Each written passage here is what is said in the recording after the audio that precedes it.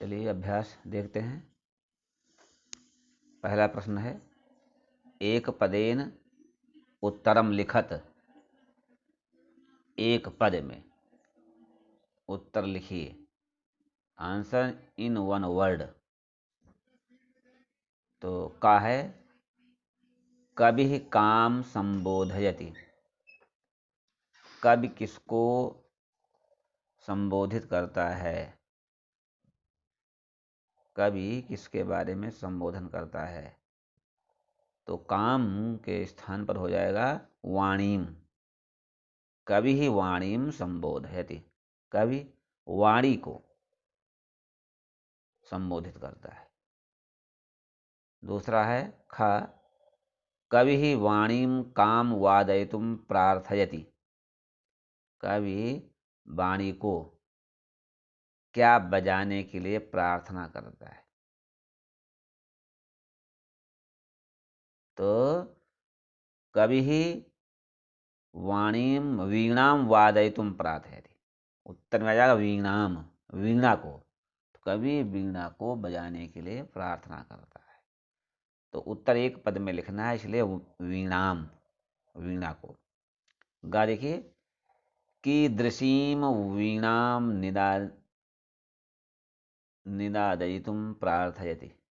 कैसी वीणा बजाने की प्रार्थना करता है? कीदृशीम वीणाम निनादयितुम प्रार्थयति। कैसी वीणा को बजाने के लिए प्रार्थना करता है?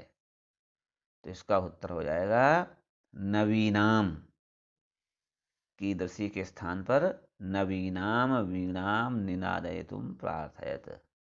नई वीणा को बजाने के लिए प्रार्थना करता है। घा, गीतिम कथम गातुम कथयति। गीत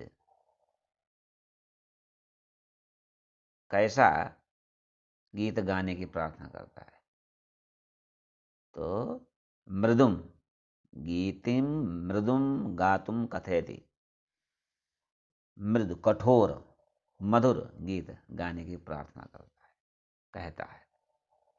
अगला है गा, सरसा रसाला कदा लसंती। सरसा रसाला कदा लसंती। फलदार वृक्ष, कौन से वृक्ष? आम के, कब सुशोभित होते हैं? तो सरसा रसाला वसंते लसंती। वसंत ऋतु में आ जाएगा। वसंते एक पदे न, तो वसंते। फलदार वृक्ष वसंत ऋतु में सुशोभित होते हैं। आगे आइए, अगला क्वेश्चन, प्रश्न नंबर 2। पूर्ण वाक्येन उत्तरम लिखत। पूरे वाक्य में उत्तर लिखिए। तो पूरे वाक्य में उत्तर लिखने वाला हुआ, कवि ही वाणीम किम कथयति। प्रश्न है, कवि वाणी को क्या कहता है, या कवि वाणी को क्या कह रहा है? पूर्ण वाक्य में लिखना है। तो इसका उत्तर मिल जाएगा आपको, कवि वीणा पाणिम नवीनाम वीणाम वादयितुम ललित नीत लीना मृदुम गीतिं च गातुम कथयति।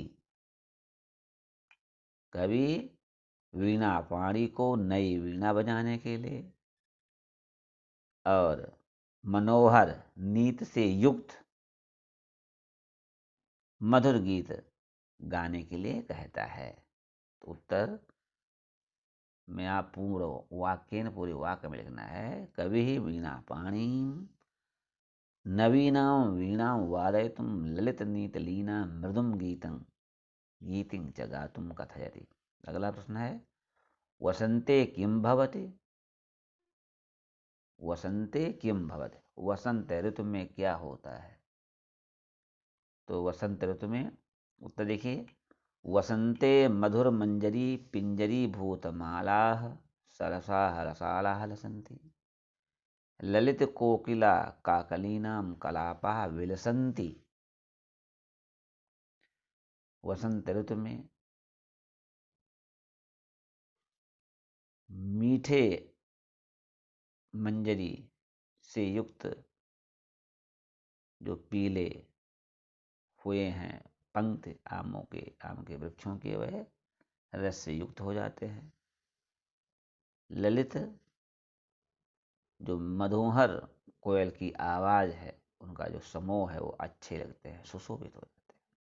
अगला देखिए, गा सलिलम तो वीणाम आकर्ण कथम उच्छलेत। उच्छलेत तो जल तुम्हारी वीणा को सुनकर कैसे उच्छलित होता है। तो इसका उत्तर हो जाएगा सलिलम तो वीणा माकर्ण, सलीलम उच्छलेत, खेल से युक्त। सलीलम तो कथम के स्थान पर हो जाएगा सलीलम। आइए अगला देखिए, ज़्यादा विस्तार से नहीं करेंगे। तो सलिलम तो वीणा माकर्ण कथम उच्छलेत, जल तुम्हारे वीणा को सुन करके किस प्रकार उच्छलित होता है। तो हो जाएगा सलीलम, खेल खेल में, लीला से युक्त। आगे, कभी भगवतीम भारतीम कस्याः तीरे मधमाधवीनाम नताम पंक्तिम अवलोक्य वीणाम वादयितुम कथयति। इसका उत्तर हो जाएगा कस्याः तीरे, तो यमुना नद्याः तीरे, या लिख दो कलिंद्यास आत्मजायाः तीरे। तो कभी भगवतीम भारतीम यमुनायाः नद्याः सवानीरतीरे मधमाधवीनां नतां पंक्तिम अवलोक्य वीणां वादयितुम कथयति। ये हो गया। अगला देखिए, कभी भगवती भारती को किस नदी के तीर में मधुमालती के झुकी हुई पंक्त को देख करके वीणा बजाने के लिए कहता है। तो आगे देखिए, तीसरा, का स्तंभे पदानि खा स्तंभे तेषां पर्याय पदानि दत्तानि तानि त्यक्त्वा पदानां समक्षे लिखत। तो का स्तंभ में पदों को, खा स्तंभ के पदों में उनके पर्यायवाची पदों को दिए हुए, उनमें से चुन करके पदों के समक्ष लिखना है आपको। तो इसमें हो जाएगा सरस्वती का होगा, आम्रम है, पवन है, और तटे है, भ्रमराणाम है, और खा स्तंभ में है तीरे, अलीनाम, समीरः, वाणी, रसाला, ये है। तो इसके उत्तर में हो जाएगा आपका सरस्वती। सरस्वती का हो जाएगा वाणी, सरस्वती चौथे में है वाणी। उसके बाद आम्रम, आम्रम का रसालह पांचवा, आम्रम का रसालह पांचवा। गा है पवनः, पवनः का समीरः तीसरा, तीसरा का तीसरा ही होगा, पवनः का समीरः। गा है तटे, तटे का हो जाएगा तीरे, प्रथम पहला वाला, तटे का तीरे। और पांचवा है भ्रमराणाम का दूसरा अलीनाम, भ्रमराणाम का अलीनाम।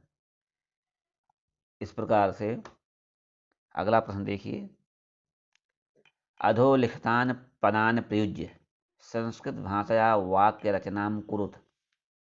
नीचे लिखे पदों के आधार पर पदों का प्रयोग करके संस्कृत भाषा में वाक्य रचना कीजिए। तो पहला है निनादय,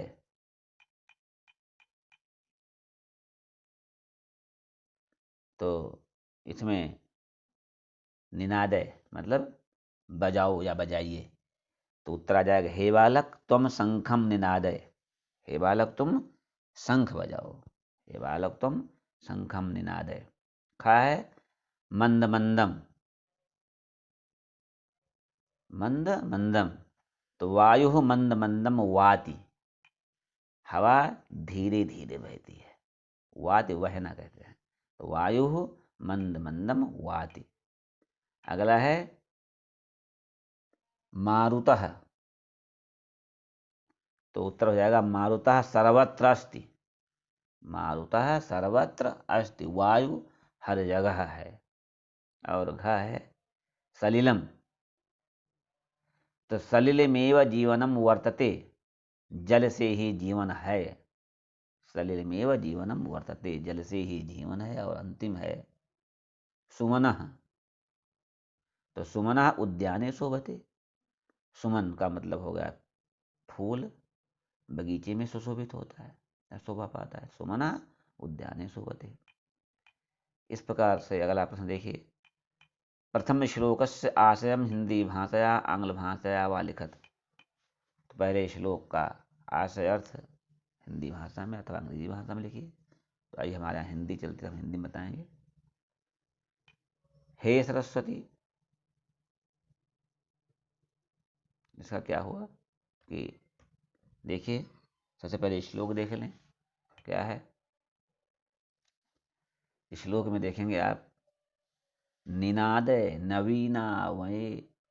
निनाद नवीना मये वाणी वीणा मृदुम गाय गीतिम ललित नीत लीना मधुर मंजरी पिंजरी भूतमाला वसंते लसंती सरसरसाला कलापाः ललित कोकिला काकलीनां निनादे नवीना मयि वाणी वीणा।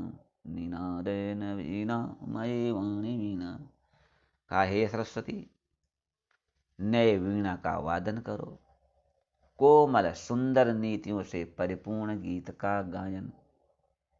इस वसंत ऋतु में मधुमंजरियों से पीली हो गई शाम के पेड़ों की माला सुशोभित हो रही है। मनोहर कोक वाली कोकिलों के समूह सुंदर लग रहे हैं। हे सरस्वती नवीन वीणा का वादन करो। और अगला प्रश्न देखिए। प्रश्न नंबर 6 अधोलिखित पदानां विलोम पदानि लिखत। नीचे लिखे पदों का विलोम पद लिखिए। तो कठोरम। कठोरम क्या हो जाएगा विलोम? कठोरम को हो जाए मृदु। कठोरम का मृदु। और आगे देखिए कटुम।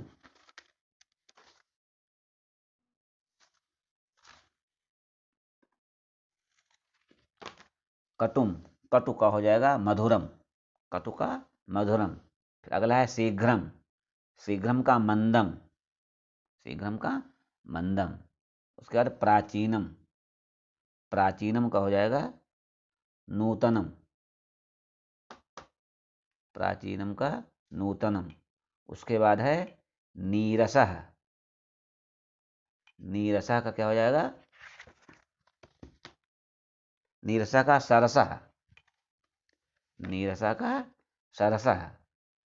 अब अगला देखिए परियोजना कार्यम। पाठेषण वीणायाः चर्चा अस्ति। अन्येषां पंचवाद्ययंत्राणां चित्तं रचयित्वा संकल्यवा तेषां नामानि लिखत। इस पाठ में वीणा की चर्चा है। अन्येषां पंचवाद्ययंत्राणां दूसरे 5 वाद्य यंत्र हैं उनको चित्र बना करके और संकलित करके तेषां नामानि लिखत उनके नाम लिखिए। तो मैं देखो बता देता हूँ। अत्र वीणां विहाय अन्येषां पंचवाद्ययंत्राणां नामानि लिखितानि वर्तन्ते। प्रथम में लिखा है ढक्का। ढक्का दूसरा है मृदंगम, मृदंगम। तीसरा है शंखः, शंखः। चौथा डमरुः, डमरुः। और पांचवा वेणुः, पांचवा हो गया वेणुः। इस प्रकार से आपका ये पूरा हो गया है। नमो नमः। इस प्रकार से आगे बुक इसमें भी डाउनलोड कर लेना, लिंक दे देता हूँ, आप देख लेना। इत्यलम। नमो नमः। अगले वीडियो के लिए फिर मिलता हूँ, तब तक के लिए नमस्कार, बहुत बहुत धन्यवाद।